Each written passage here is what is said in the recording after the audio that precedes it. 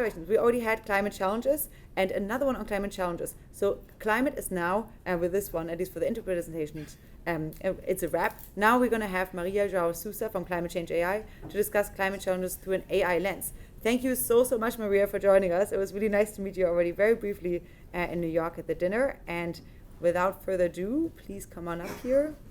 And if the presentations will let me, the stage will be yours. Okay, wonderful. All right.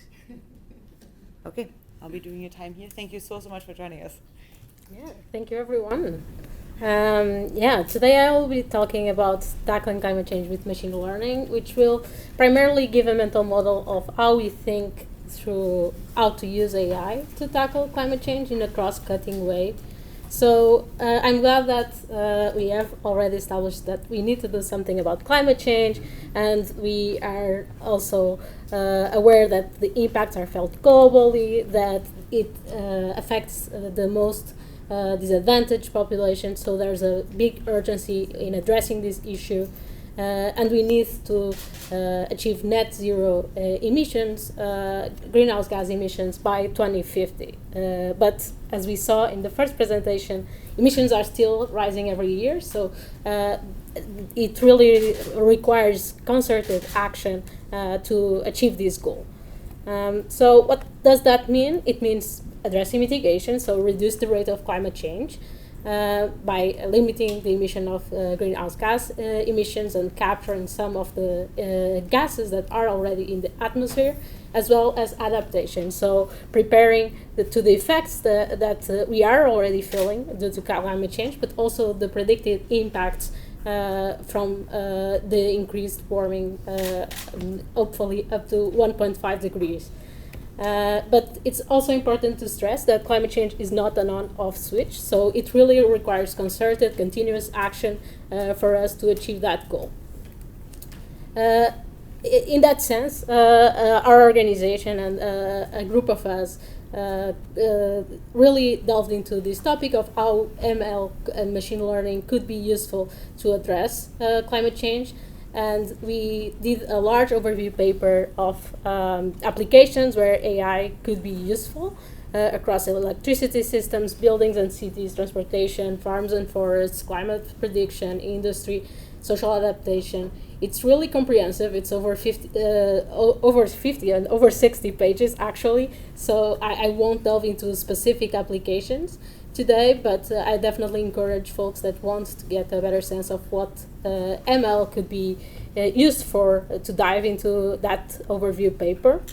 But today I will talk a bit about what are the recurring themes that appear across all of these sectors and solutions that machine learning can provide. So one of them is gathering information. So we increasingly see large streams of data becoming available, and machine learning is incredibly useful to distill that information. So applications like tracking emissions from space and monitoring deforestation, monitoring infrastructure, monitoring crops, even processing a lot of policy documents. That we can use machine learning to do that. There's another very important aspect that is recurrent today is forecasting. For instance, for enabling the penetration of renewables in the power grid, forecasting electricity demand, forecasting electricity production are key aspects of achieving that goal. And also other applications like in transport demand and extreme weather events as well. So another aspect is improving operational efficiency, for instance, improving all of our systems, and one big use case of that is heating and cooling systems in buildings. So if we consider that half of the emissions from buildings are coming from heating and cooling, this alone already has a big impact. Optimizing the systems is alone not the only solution. There's a lot of work to be done also in retrofitting existing systems. So the technology is not a silver bullet here, but can help us in many ways. Another recurrent aspect is predictive maintenance. It's not a flashy application, but if we think through the applications, for instance, in railways or in detecting or preventing methane leaks, these are very important in sort of improving the systems that we have and that are causing some of the issues that we have with global warming. Another aspect that machine learning can be very useful is in accelerating scientific experimentation, both in being useful to explore large search spaces where we have a lot of options, a lot of parameters that we want to test out, and machine learning is very good at accelerating that process, but also in the aspect of actually recommending what experiments to try next based on what the past experiments that have been done. So one example is, for instance, in optimizing the process of recharging batteries, where it can be useful. And another aspect is approximating time-intensive simulations, where right now computing those climate predictions numerically take a lot of computational and energy effort, and we have to settle for a more coerced level. With machine learning, we can sort of speed up those computations, approximate them, and make them less cost intensive.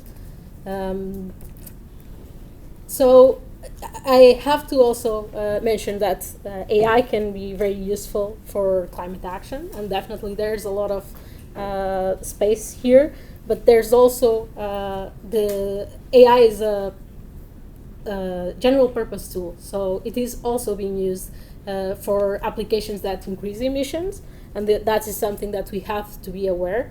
And as well as applications that have uncertain or systemic impacts that are not fully mapped out yet. So it's important to take that into account, as well as the emissions from AI and computation and even production of the hardware itself.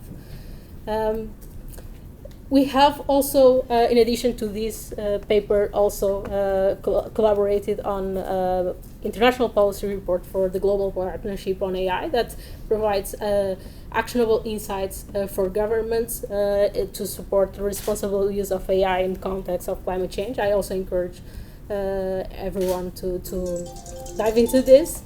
And to end, I just want to give the final gist. So at Climate Change AI, we see there are very big gaps in expertise, education, coordination, and infrastructure that hinder the rapid transition from AI for climate innovation to the real world solutions. So we are empowering a global community of innovators, practitioners, and decision makers to accelerate the impactful research and deployment. And we are doing this primarily through democratization and coordination, through expertise and thought leadership, education and capacity building a community and facilitating collaboration, as well as alleviating research to deployment bottlenecks.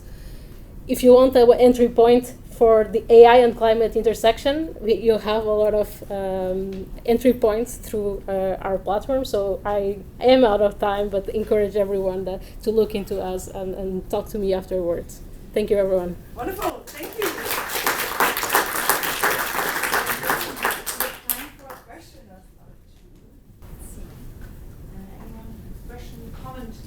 In addition, even. Quick comment. No idea if it was on, but where can we find the links to the papers that you talked about as the first one? And second, when it comes to gathering information like emissions and so forth, is there any thought being put into how to make this publicly available so other institutions, other think tanks can iterate on that and also innovate on that information as well? Yeah, thank you so much. Those are great questions. So for the papers, if you go to climatechange.ai, under reports, we have the Tackling Climate Change with Machine Learning paper. It's open access, and also the Global Partnership on AI report as well. So easy to find under reports. for the question about the emissions, Climate Trace actually has that information. Open source. I'm trying to climatetrace.org. They are also a nonprofit, and they make this information also fully available online to anyone that wants to download, explore the data itself. It's quite comprehensive as well. Thank you. Thank you so much. Okay, a final I one. don't think it's on there. No, it's more for the recording afterwards. Oh. We will just project you. Thank you for this. This was fascinating. So in the U.S. energy system, electricity system, the single biggest problem for bringing new clean energy online is our interconnect queues. So here in California, it's 9 years before you can get your spot on the grid, and nationwide, it's 3.5 years. Europe has this problem as well. All of the developed grids have this problem. And a lot of that is a human capacity problem. So the human beings to model the grid and the impacts of every interconnect on the grid.